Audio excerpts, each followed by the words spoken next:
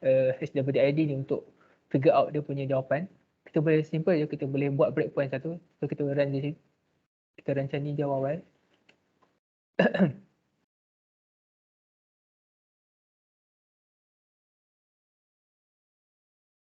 Sekejap ya.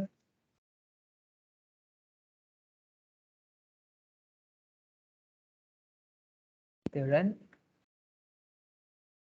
Dia akan run macam biasa. Tapi kita tak tahu apa. Jadi kita nak buat, kita boleh add breakpoint kat sini. Add breakpoint. Jadi bila kita add breakpoint ni, kita akan stopkan sekejap. Kita tak akan end. Kita akan stopkan sekejap program ni dan kita boleh baca apa variable yang ada dalam program ni. Yang kita isi apa yang program tu jalankan, apa yang dia compare. Contoh sekarang ni, kita tengok kita start. Jadi kita isi. Kita tak tahu apa password dia, kita isi je apa-apa.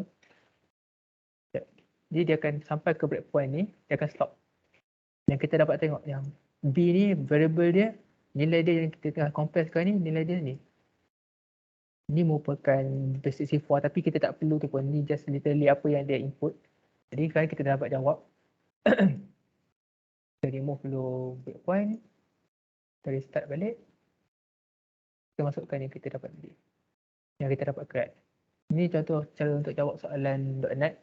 Dan tak susah sangat, ni antara yang senang. Kita tengok soalan FCQ pun ada bagi .NET. Tengok dulu file triangle ni. Dan tak silap FCQ punya 2021 punya soalan, tahun lepas punya .NET punya soalan. Kita buka balik DNSpy tadi, ni kita tengok PE32 juga, pakai DNSpy 32.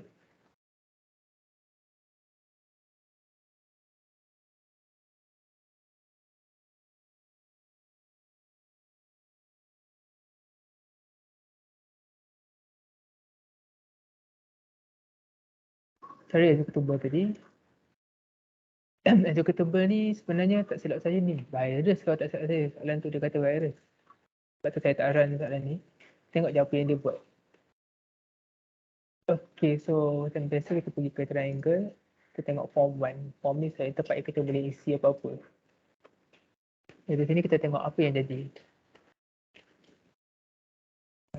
Kita run je lah.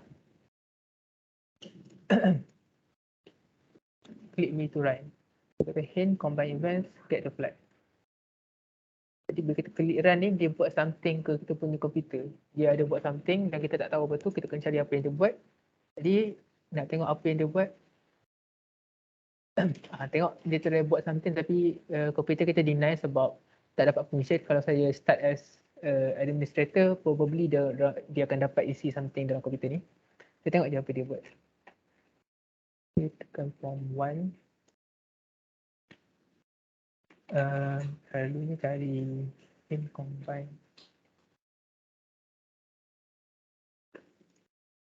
Kita tengok kat sini dia kata bila kita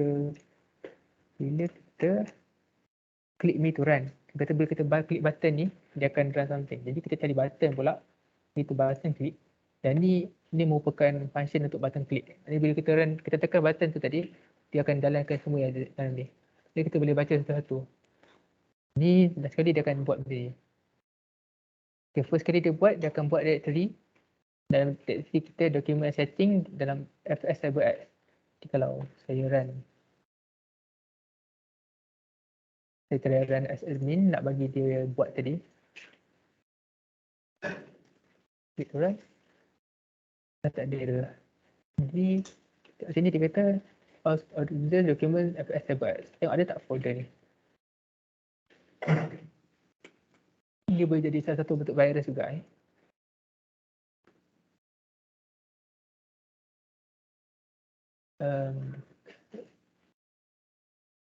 Document and setting already.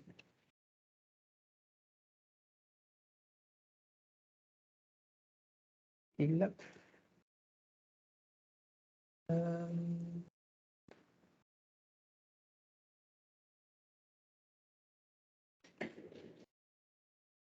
Boleh try copy.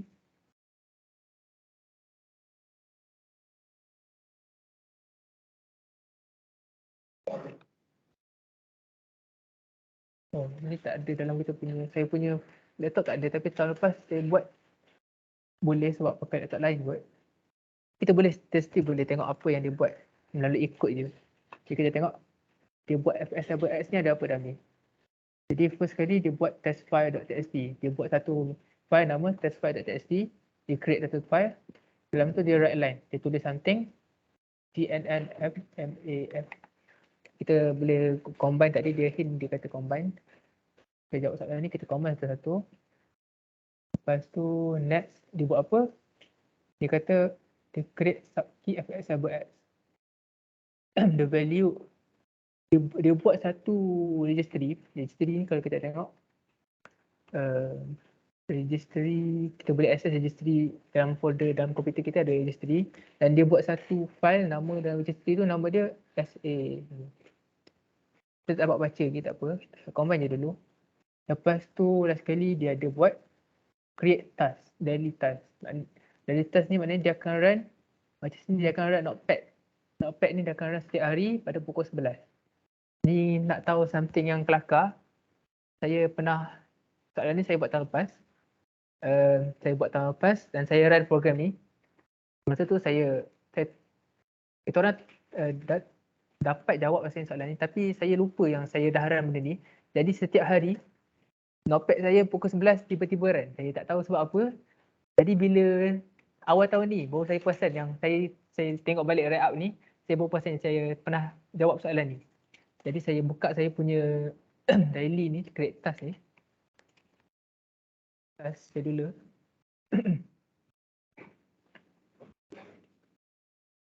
Dekat sini rupanya ada something yang dia guna untuk run notepad. Sebab saya baru tahu kenapa komputer saya akan run notepad, akan buka tiba-tiba notepad pukul 11 setiap hari. Jadi dalam 5 bulan kot benda tu jadi tapi saya biar, saya tak tahu apa jadi. Bila buat balik soalan ni baru saya ingat. Dia sini kata FX dia tulis FX. Kalau kita dah biasa tengok tadi base 64 punya soalan punya encryption. Jadi kita copy je. Double share. Kalau korang nak decrypt pakai ni pun boleh. Untuk banyak S, banyak N.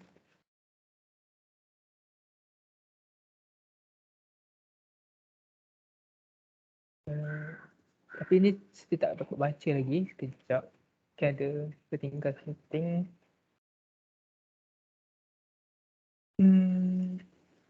Dan ni FS CyberX. So, kita boleh dulu.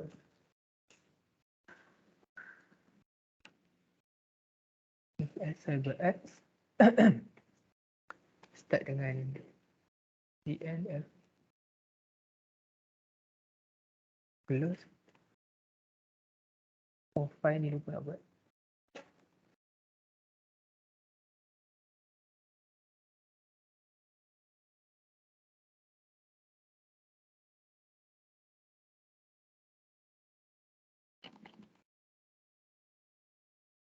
Ni flag dia. Mungkin kena erase ni sekejap. Ni flag untuk soalan ni. Jadi kalau kita tengok .NET ni tadi banyak benda yang kita kena baca fahamkan satu-satu. Program ni buat apa barulah kita dapat jawab soalan ni. Ini suatu soalan reverse engineering yang senang. Soalan reverse engineering yang susah libatkan assembly. Kalau korang ambil saya lupa ni ada lagi boleh ambil assembly punya elective subject. Assembly punya soalan pun agak susah rasanya. Macam language. Bila korang try jawab soalan tu, dia akan just tunjuk bentuk dalam bentuk ni. Korang tak sure lagi sama nak buat ke tak soalan ni untuk teka-teki nanti. Tengok dulu macam mana. Jadi kalau korang nak practice reverse engineering ni, selalunya saya recommend banyak website yang boleh buat. Contohnya reversing.kr. Itu ada ni challenge-challenge yang semua orang boleh upload challenge diorang buat ke sini. Korang kena buat login dulu. Kalau ada juga Crackmiss. Juga search Crackmiss kat sini. Ada Windows, ada kalau korang nak practice Linux punya pun ada. Sekejap je. Saya try buat satu soalan daripada ni, soalan not so difficult ni. Soalan ni daripada War Games dapat. Saya lupa daripada mana sekejap ni. Daripada APU ni, soalan APU. Okay, so first kali kita nak buat benda terjumpa ni, kita tahu dulu. Kena tahu dulu ni file apa. Ini merupakan F64 bit. Maknanya F64 bit ni merupakan Linux punya file, Linux punya executable. Tak boleh run dekat Windows. Tukar permission dia dulu.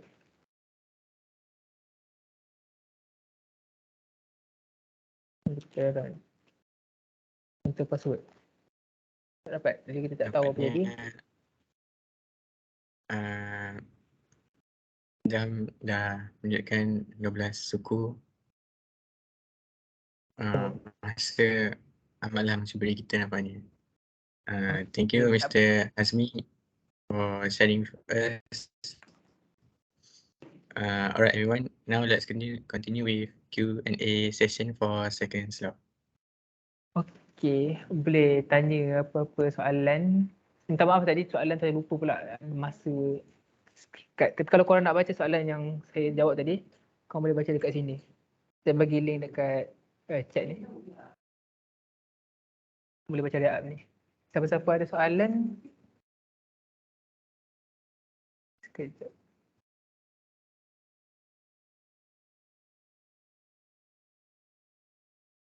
Okay, saya baca balik. Saya share screen ya. Boleh.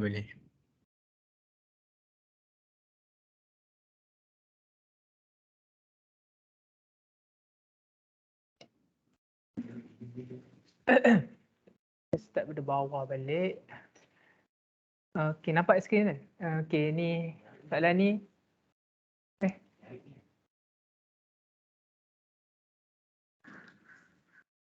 Sekejap ni.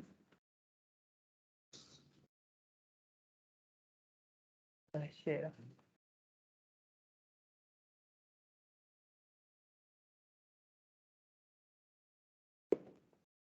Okay, baca. First sekali abang ni ada kaitan dengan alert whitehead ke? Tak ada. Ni alert whitehead ni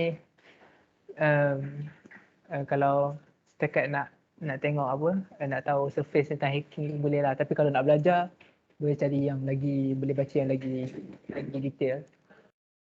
Yang gaduh-gaduh ya. Kat komen ni tak gaduh ni. Okay, buffer overflow yang sama ke dengan brute force dan DDoS? Tak sama. Buffer overflow ni hanya untuk binary. Brute force dan DDoS. DDoS ni linear service. Linear service ni lebih kepada contoh website tu ada, server tu ada capacity dia, bandwidth dia. Berapa banyak orang dia boleh tampung. Contoh 1000 orang dia boleh tampung. Lepas tu DDoS ni dia akan buat bot banyak-banyak untuk attack server tu. Tu DDoS. Brute force overflow ni lain. Overflow ni lebih kepada kita nak binary file tu punya binary file tu punya input kita nak crash kan, kita nak masuk ke tempat lain. Nak tengok apa yang ada dalam brute force tu. Brute force pula, brute force lain. Brute force ni contoh kita ada login. Lepas tu kita nak try, kita tak tahu password tapi kita nak try login. Maksudnya kita perlu pakai word list. Brute force ni perlukan word list. Boleh pakai root Q tadi, root Q ni brute force.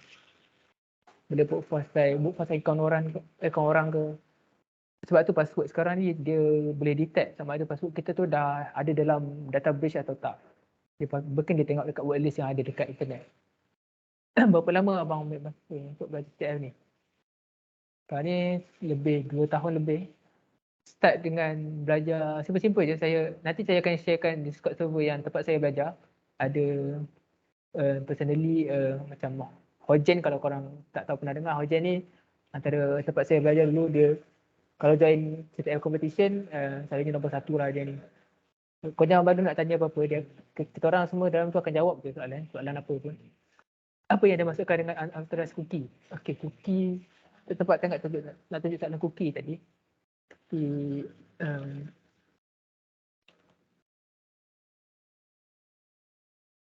Korang nak baca, korang boleh pergi ke Pico CTF write-up saya.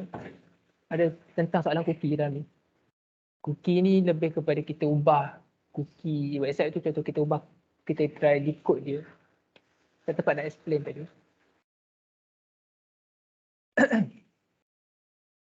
Ni Pico punya wrap-up. Korang boleh baca sendiri. Ada tentang cookie sikit kat sini.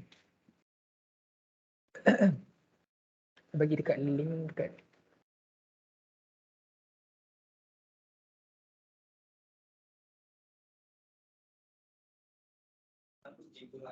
Okay, so next question. Apa maksud bypass? Kita percaya sistem boleh shortcut away. Betul. Example, let's say ada mungkin kita admin punya sebab topologi. Betul. Bypass ni lebih kepada, contoh kita perlu enter password tapi kita tak nak, kita tak tahu password apa, jadi kita try bypass. Kita try sama ada kita try terus pergi ke dia punya page lepas tu ke, kita try intercept apa-apa something ke. What is the best protection against XML external entity? Ni saya kurang sikit sebab saya tahu exploit je. Protection saya tak pandai. Tapi kalau korang nak baca tentang exploit ni, banyak gila dekat internet. Korang boleh baca je SSE attack. Dan akan ada juga cara tu nak. Kalau tengok jawapan abang ni, dia kata disable custom recommend type. WAF ni boleh, WAF ni firewall punya. Firewall boleh check obvious SSE input. Sebenarnya SSE attack selalunya kita akan masukkan payload macam ni untuk access server. Jadi kalau kita nak protect, kalau ikut abang ni mungkin dia kata disable custom recommend type. Maknanya user tak boleh masukkan XML punya version ni. XML ni bentuk file, jadi kalau kita disable, attacker tak dapat input file tu. Apa yang patut saya study untuk cuba reverse engineering? Reverse engineering. Kalau start pada bawah, saya recommend kalau crackmiss.1 ni bagus, tapi kalau kita nak baca wrap up lah, kita google je CTF reverse engineering wrap up, dah keluar. Sebab ramai orang buat wrap up, sebab kita semua start dari bawah. Boleh baca yang easy punya. Ni dia ajar satu-satu macam mana kita nak solve soalan. Macam kita ni soalan assembly, kalau korang ambil assembly punya linguist punya subjek, korang akan mungkin korang boleh faham kot apa yang jadi dalam ni. Jump, semua sub semua. Okay, last sekali dia punya website beginner RE semua. Kita nak buat assignment practice class. Lagi masa sebab saya dulu sebab buat masa PKP kan, PKP kita bosan dekat rumah, kita buat je apa-apa. Jadi selalu batu malam lah main game. So kita main game kan, lelaki main game, perempuan mungkin buat benda lain. So kalau tak ada orang main game, kita buat CTF macam tu lah. Korang bosan-bosan, korang masuk je CTF. Kalau korang tak tahu CTF apa yang ongoing masa tu, kau boleh pergi ni CTF time. CTF time ni tempat semua CTF tentang information CTF ada kat sini. So sekarang ni kita tengok yang sekarang ni ongoing Hack Rocks and Hack Armor ni. Banyak yang kita boleh join je. Upcoming ada CTF. Nanti make sure local punya join lah. Local punya yang F-Secure dengan APU Battle of Hackers. Try masuk je. Tengok soalan, try jawab. Lepas tu discuss. Kalau tak dapat jawab, tengok baca wrap up. Macam mana orang jawab. Kalau korang nak try, pergi je CTF time ni, tengok CTF apa yang ada, korang join je mana-mana. Apa price paling tinggi? Wah. Kalau price pool yang latest sekali pernah join, latest sekali CTF Innovation Hackathon tu, price pool dia untuk CTF je RM50,000, first prize RM25,000, second place RM15,000, third place RM5,000. Tapi saya masa tu dapat nombor 4, jadi tak dapat apa. Nombor 3 je RM5,000, nombor 4 tak dapat apa. Itulah susah macam CTF. Apa, macam mana nak bila portfolio dan bila cyber security. Banyakkan join CTF, make sure buat wrap up, baca wrap up. Buat wrap up, lepas tu wrap up korang ni buat GitHub. Contoh, saya bagi contoh senior kita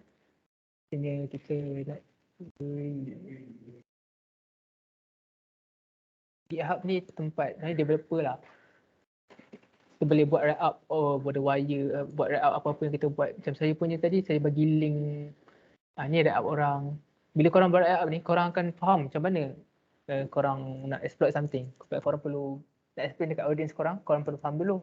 Jadi korang buat wrap up ni sangat membantu lah. Cyber security. Kalau korang rajin, korang boleh je explore CVE. Macam saya hari tu saya jumpa CVE dalam website India sebenarnya. Dan bila access tu terus dapat root. Tapi saya tak buat apa lah, saya just try je, kita try tu tengok boleh dapat ke tak. Jadi tapi kalau kita buat ahead, kita tak usik lah website orang. Baiklah report. Setiap competition paling susah masuk.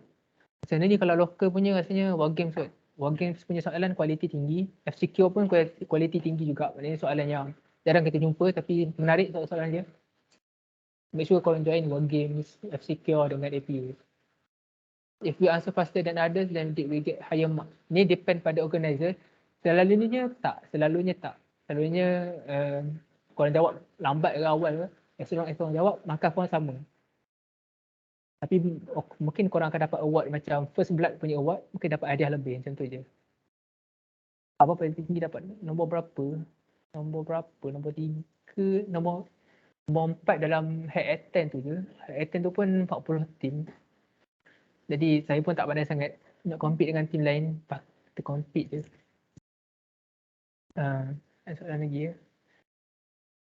Kuis boleh jawab pen lagi betul. Make sure baca write up dekat CTF ni pun write up boleh baca. Dia ada contoh CTF yang dah habis. Kita tengok dekat sini. Korang free kalau korang minat passion korang dalam security, korang boleh lah baca write up ni. Pergi dekat ni yang dah habis, pergi dekat atas write up. Boleh baca write up yang orang lain buat. Contohnya soalan apa korang nak baca, soalan web. Baca write up yang ada orang buat. Dia explain macam mana, bahasa Jepun tak faham. Tapi korang kena rajinkan jadi baca write up lah macam tu. Ada soalan lain ke? Tak ada ke? Kalau saya nak fokus on mobile pen test, mobile pen test saya tak mahir, saya tak pandai sangat. Tapi mungkin boleh contact senior kita lain kalau nak. Contoh Afiq Mus. Boleh je contact. Nanti kita orang bagi Discord. Kalau korang nak, korang boleh join dan korang boleh tanya soalan. Nanti AK nanti pun akan ada Discord juga. Atau kreatif punya nanti ada Discord untuk korang tanya soalan. So, nak letak write up nanti semua kita bincang.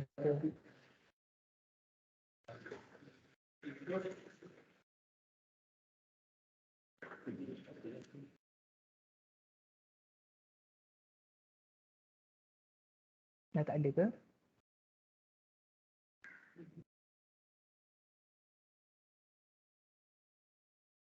Kalau ada yang nak buka mic pun boleh.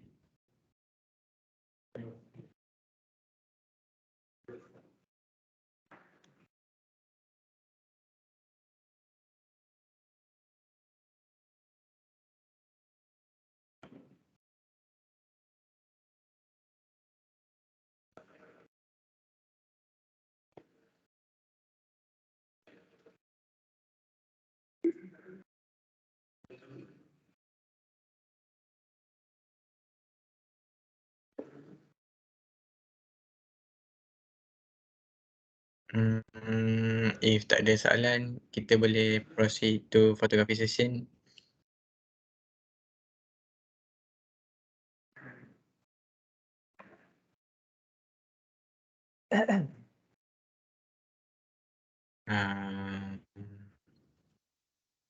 Okay. Thank you, Mr. Hazmi, for the answers and explanations given. I hope this program can benefit all participants in gaining knowledge about CTF. Ladies and gentlemen, before we end our program today, let's take some photos to commemorate this program.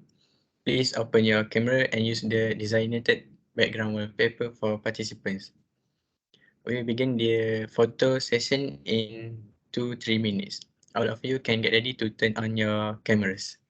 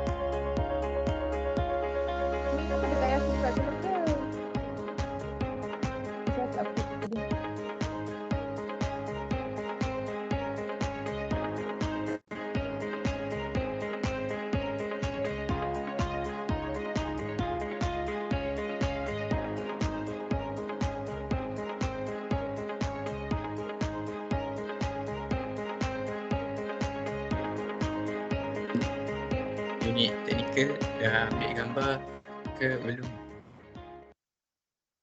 Unit teknikal dah ambil ke belum? Okey, dalam kiraan 3. 1, semua boleh sedia? 1, 2, 3.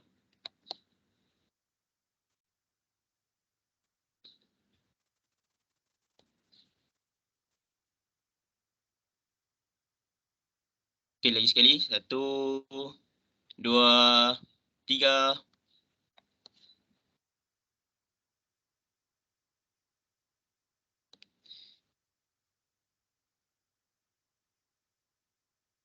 Okay, thank you for your cooperation, everyone. Before we end, to invite you to join the CTF competition that will be held on Saturday, 11 June 2022. E-certificates will be provided and lots of prize to be given. If you will attend our session, a link to the recorded video of the program will be provided in the group letter. Thank you once again for coming. Hopefully the program will be benefit for everyone that participate.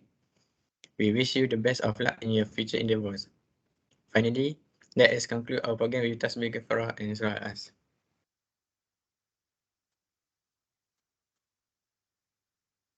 Thank you everyone.